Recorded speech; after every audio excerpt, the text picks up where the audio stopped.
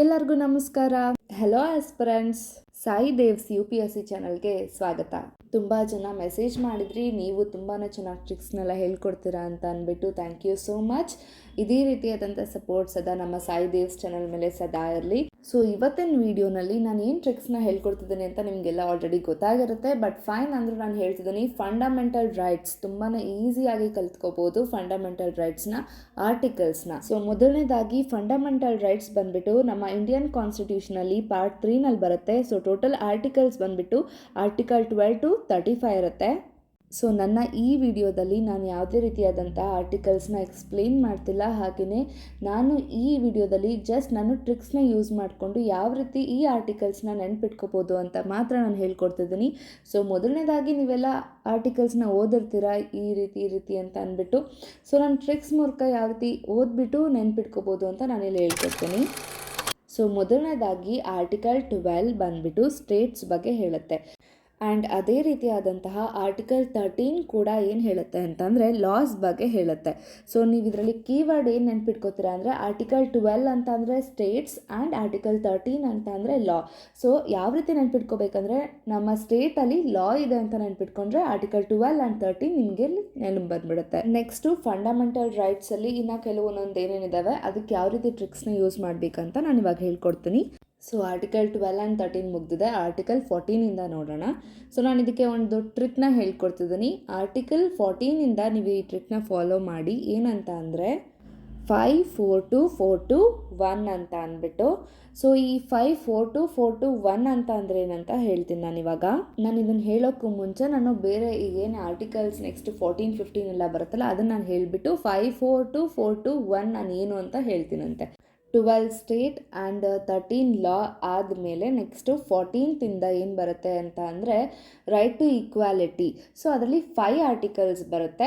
So ಯಾವುದದು 5 articles ಯಾವ ರೀತಿ ನೆನ್ಪಿಟ್ಕೋಬೋದು ಅಂದರೆ ಆರ್ಟಿಕಲ್ 14 ಏನು ಹೇಳುತ್ತೆ ಅಂತಂದರೆ equality before law.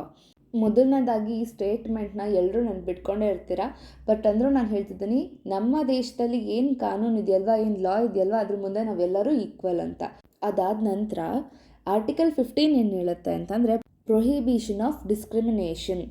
Next article 16 ಏನು ಹೇಳುತ್ತೆ ಅಂದರೆ equality of opportunity in matters of public employment. And article 17 ಏನು ಹೇಳುತ್ತೆ ಅಂದರೆ abolition of untouchability.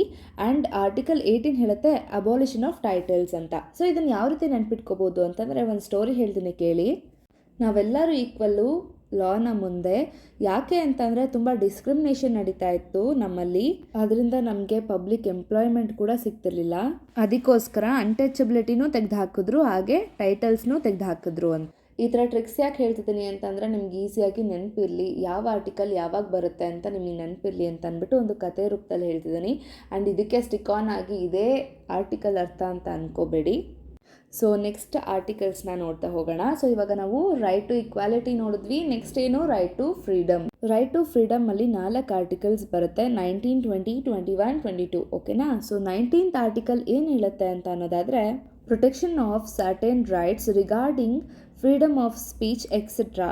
Next article 20 ಏನು ಹೇಳುತ್ತೆ ಅಂದರೆ protection in respect of conviction for offence. Article 21 ಏನು ಹೇಳುತ್ತೆ ಅಂದರೆ protection of life and personal liberty.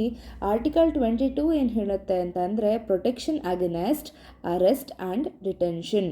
So ಇದಕ್ಕೆ ನಾನು ಏನು ಸ್ಟೋರಿನ ಫ್ರೇಮ್ ಮಾಡಿದ್ದೀನಿ ಅಂತ ಅಂದರೆ ನಮ್ಮ ಕಾನೂನು ನಮಗೆ ಮಾತಾಡುವಂತಹ ಸ್ವತಂತ್ರತೆ ಕೊಟ್ಟಿರೋದ್ರಿಂದ ಯಾವುದೇ ರೀತಿಯಾದಂತಹ ಅಫೆನ್ಸ್ಗಳು ನಡೆದ್ರೂ ನಮಗೆ ಪ್ರೊಟೆಕ್ಷನ್ಗಳು ಸಿಕ್ಕೇ ಸಿಗುತ್ತೆ.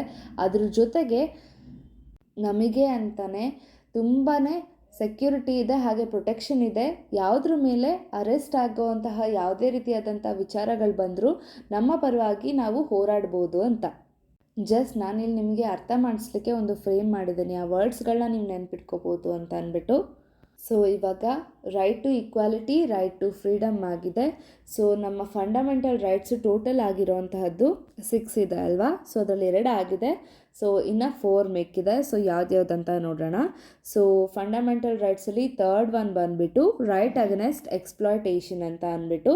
ಸೊ ಇದರಲ್ಲಿ 2 ಬರೋದು. ಸೊ ಅದನ್ನು ಯಾವ ರೀತಿ ನೆನ್ಪಿಟ್ಕೊಳ್ಳೋದು ಅಂತ ಅಂದರೆ ಫಸ್ಟ್ ಆರ್ಟಿಕಲ್ ಯಾವುದು ಅಂತ ಹೇಳ್ತೀನಿ. Article 23. So prohibition of traffic in human beings and forced labor.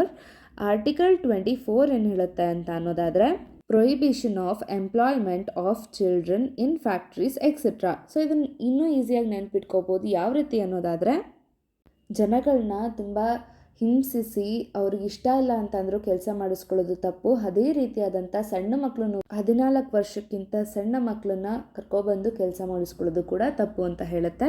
ಅದಾದಮೇಲೆ right to freedom of religion, ಇದರಲ್ಲಿ 4 ಆರ್ಟಿಕಲ್ಸ್ ಬರ್ತವೆ, 25 to 28. ಆರ್ಟಿಕಲ್ 25 ಏನು ಹೇಳುತ್ತೆ ಅಂತ ಅಂದರೆ ಫ್ರೀಡಮ್ ಆಫ್ ರಿಲಿಜಿಯನ್ ಅಂತ ಹೇಳುತ್ತೆ. ಆರ್ಟಿಕಲ್ 26 ಏನು ಹೇಳುತ್ತೆ ಅಂದರೆ freedom to manage religious affairs ಅಂತ ಹೇಳುತ್ತೆ. ನೆಕ್ಸ್ಟು ಆರ್ಟಿಕಲ್ 27 ಏನು ಹೇಳುತ್ತೆ ಅನ್ನೋದಾದರೆ freedom from taxation for promotion of any religion. And article 28 ಏನು ಹೇಳುತ್ತೆ ಅನ್ನೋದಾದರೆ freedom from religious instruction in certain educational institutes. So ಇದಕ್ಕೆ ನಾನು ಯಾವ ರೀತಿ ಸ್ಟೋರಿನ ಫ್ರೇಮ್ ಮಾಡಿದ್ದೀನಿ ಅನ್ನೋದಾದರೆ ನಾವು ಸ್ವತಂತ್ರತೆಯಿಂದ ರಿಲಿಜನ್ನ ಫಾಲೋ ಮಾಡ್ಬೋದು. ಅದಾದಮೇಲೆ ರಿಲಿಜಿಯಸ್ ಪ್ರಾಕ್ಟೀಸಸ್ನು ನಾವು ಮಾಡ್ಬೋದು. ಅದಾದಮೇಲೆ ನಾವು ಕೆಲವೊಂದೊಂದು ಟ್ಯಾಕ್ಸೇಷನ್ನು ಕೂಡ ಕಟ್ಟಬೇಕಾಗತ್ತೆ. ಎಲ್ಲಿಗೆ ಅಂದರೆ ನಮ್ಮ ರಿಲಿಜನ್ ಒಂದೇನಿರುತ್ತಲ್ವ ಅದನ್ನು ಪ್ರಮೋಷನ್ಗೋಸ್ಕರ. ಅದಾದ ನಂತರ ರಿಲಿಜಿಯಸ್ ಪ್ರಾಕ್ಟೀಸಸ್ ಬಗ್ಗೆ ಎಜುಕೇಷನ್ ಕೂಡ ಕೊಡ್ತೀವಿ. ಜಸ್ಟ್ ನಾನು ಹೇಳ್ತಿರೋದು ಕೀವರ್ಡ್ಸ್ಗಳಿಂದ ಒಂದು ಫ್ರೇಮ್ ಮಾಡಿ ಕತೆ ಮಾಡ್ತಿದ್ದೀನಿ. ಸೊ ನೀವು ಯಾವ ರೀತಿ ಕೀವರ್ಡ್ಸ್ನ ನೆನ್ಪಿಟ್ಕೋಬೋದು ಅಂತ ಅಷ್ಟೇ. Next one cultural and educational rights.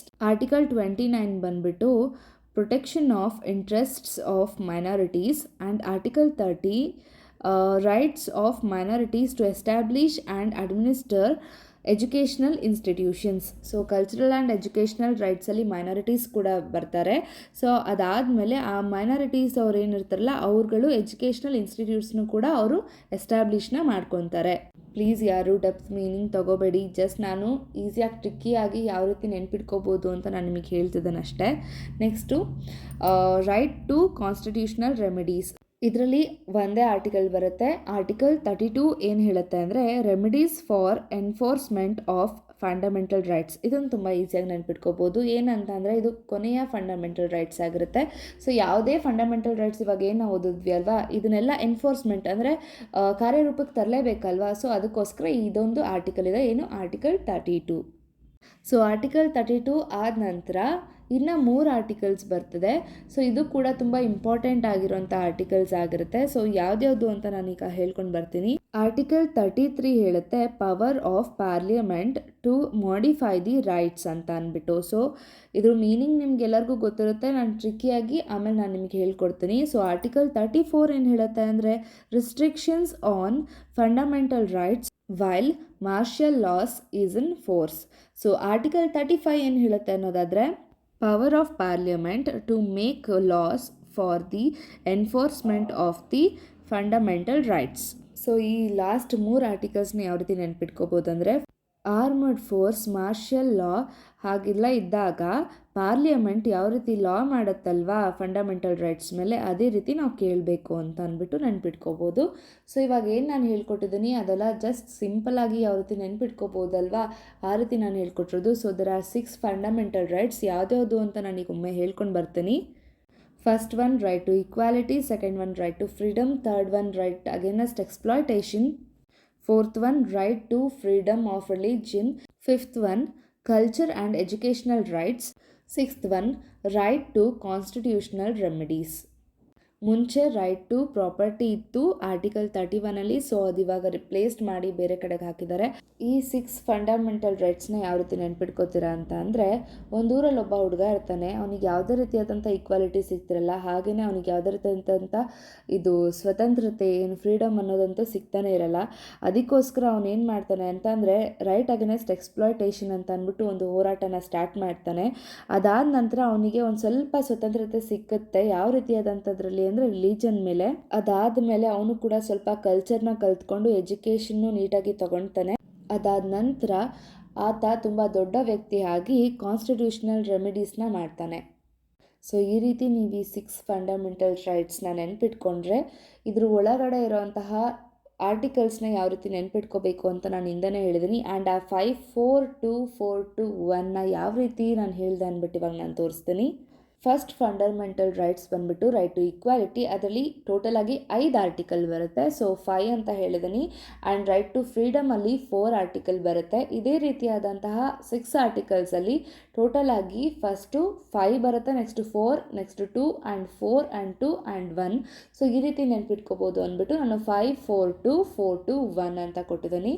First 5 ನೆನಪಿತ್ತು ಅಂದರೆ 5ಇಂದ 1 ಕಮ್ಮಿ ಆದರೆ 4 ಆಗುತ್ತೆ. ಸೊ 4ಇಂದ 2 ಕಮ್ಮಿ ಆಯಿತು ಅಂದರೆ 2 ಆಗುತ್ತೆ. ಆ್ಯಂಡ್ 2ಗೆ ಡಬಲ್ ಮಾಡಿದ್ರೆ 4 ಆಗುತ್ತೆ. ಆ್ಯಂಡ್ 4ನ ಮತ್ತೆ 2 ಕಮ್ಮಿ ಮಾಡಿದ್ರೆ 2 ಆಗುತ್ತೆ. ಆ್ಯಂಡ್ 1 ಆಗುತ್ತೆ.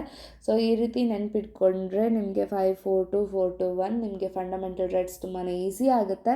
ಆ್ಯಂಡ್ ಯಾರೆಲ್ಲ ಬಿಗ್ನರ್ಸ್ ಇದ್ದೀರಾ ಪ್ಲೀಸ್ ಈ ವಿಡಿಯೋಸ್ನ ನಿಮಗೆ ಅರ್ಥ ಆದಂಗೆ ಬೇರೆಯವ್ರಿಗೂ ಕೂಡ ಶೇರ್ ಮಾಡಿ. ಸೊ ಅವ್ರಿಗೂ ಕೂಡ ಹೆಲ್ಪ್ಫುಲ್ ಆಗುತ್ತೆ. ಇನ್ನೊಂದು ಸಲ ಹೇಳ್ತೀನಿ, ಈ ವಿಡಿಯೋದಲ್ಲಿ ಯಾವುದೇ ರೀತಿಯಾದಂತಹ ನಾನು ಮೀನಿಂಗನ್ನು ನಾನು ಹೇಳಿಲ್ಲ.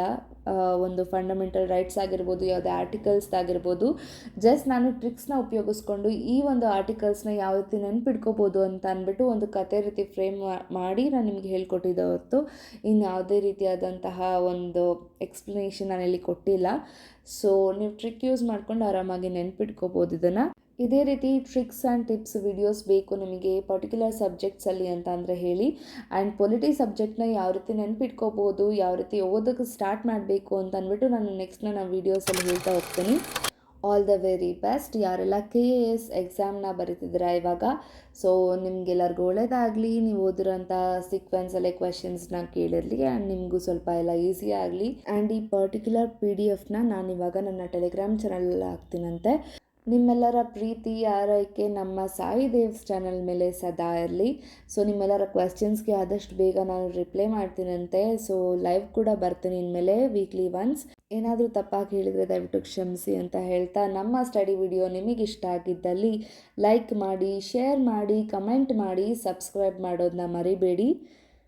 Thank you.